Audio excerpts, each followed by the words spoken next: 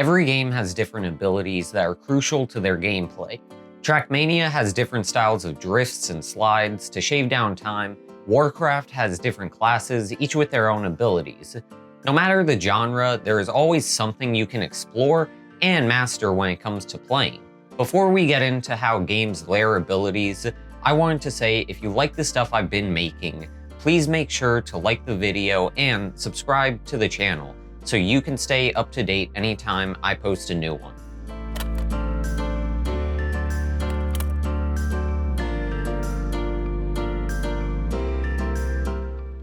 When you play a game, you're introduced to each of the mechanics one by one.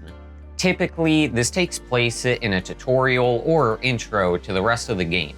This is simple things like teaching the movement systems, aiming, or how to use your different abilities. Once you've learned the basics, most games will throw you into the world, letting you decide how to make use of these different things.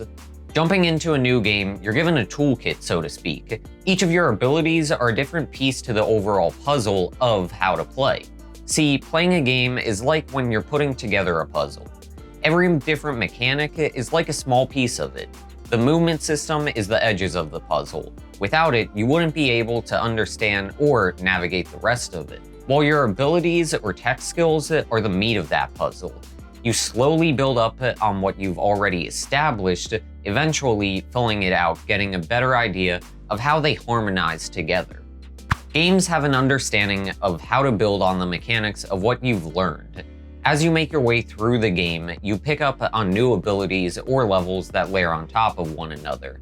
Maybe you started off the game barely being able to jump over even the smallest obstacle, but after you get the experience under your belt and unlock new abilities like a double jump, you're able to leap over the gap that's the size of a typical anime arc. Hey, what's the big holdup? Don't tell me they're still not giving their energy! When you progress in a game, your time spent playing is reflected in your character's abilities. Sometimes this is easy to notice, like a level up with skill points, or it's hidden things like learning to parry in Dark Souls. You learn the different ways to get around the world and take on the different challenges that you start to find.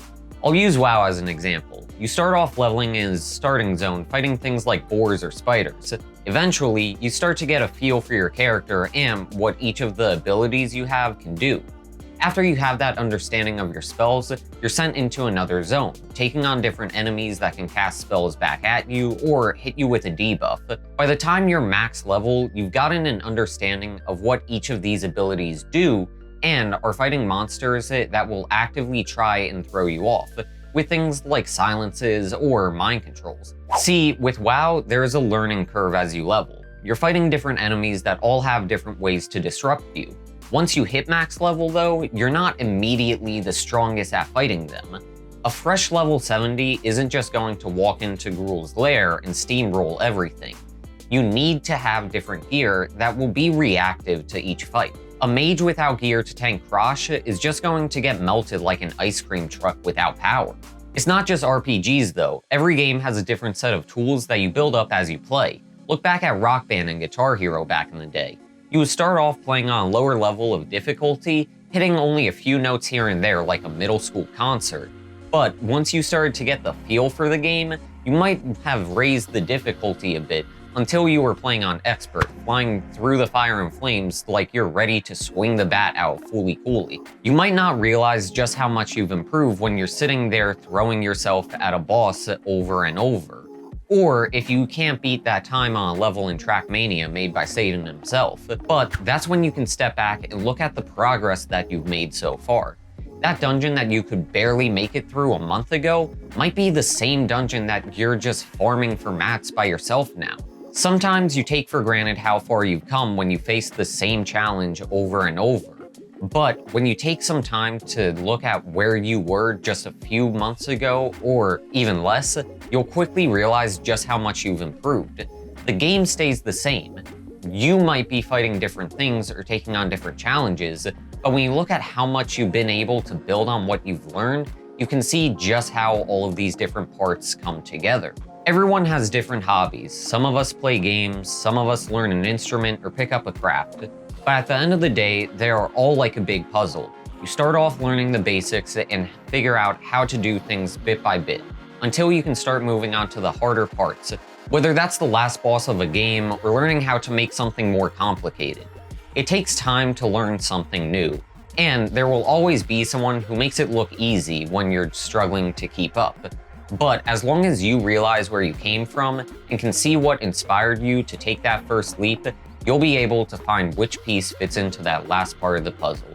And once you've done that, you can step back and see it for what it is, a show of dedication and effort to learn.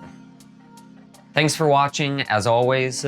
I really appreciate you checking out this video. I know it was a bit shorter this week, but nonetheless, I hope you enjoyed it. And as always, have a good one. Peace. Feeling like I should. I'm all good. I'm all good. Never knew I could. I'm all good. I'm all good. Feeling like I should.